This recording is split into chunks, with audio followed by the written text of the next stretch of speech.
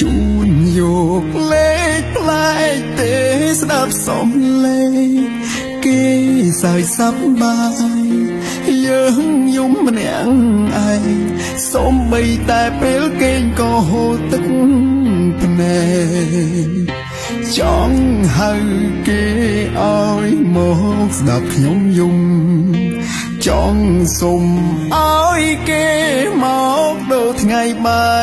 កចង់លឺអូនថាបងកុំយំពេកឆាប់ឯស្មាអូនមកបងសំ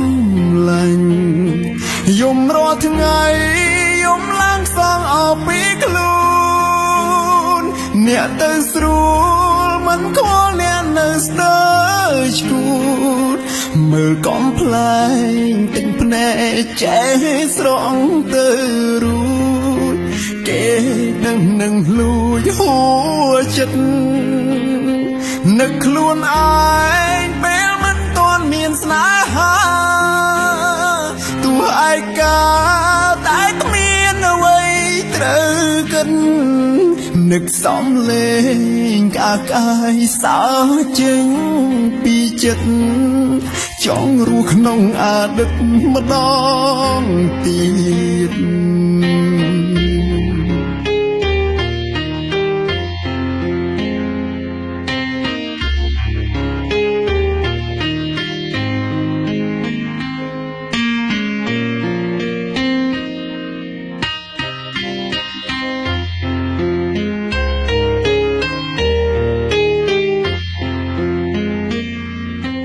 បែកគ្នាហើយហេតុអ្វី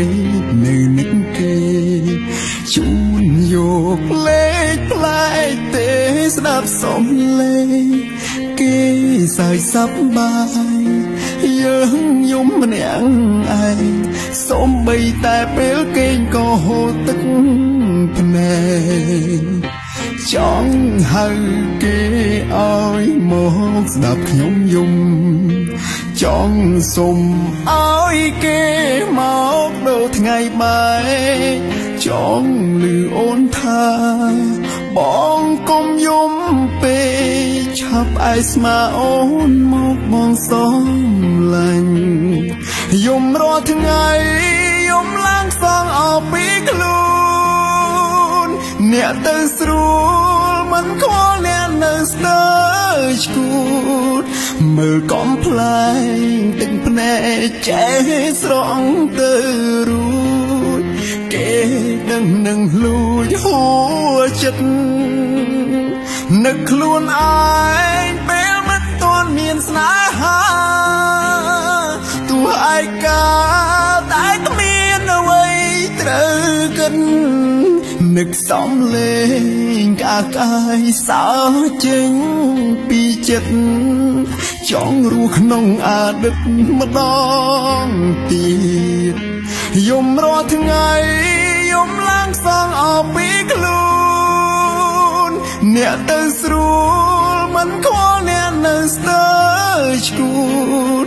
មើលកំប្លែងទិញភ្នែកចេះស្រង់ទៅរួចគេនឹងលួចហួចិត្តនឹកខ្លួនឯងពេលមិនទាន់មានស្នេហាទោះឯកាតែគ្មានអ្វីត្រូវគិតនឹកសំលេងក្អាកក្អាយសើចេញពីចិត្តចង់រស់ក្នុងអតីតម្ដងទៀតនឹកសំលេងក្អាកក្អាយសើចេញពីចិត្តចង់រស់ក្នុងអតីតម្ដងទៀត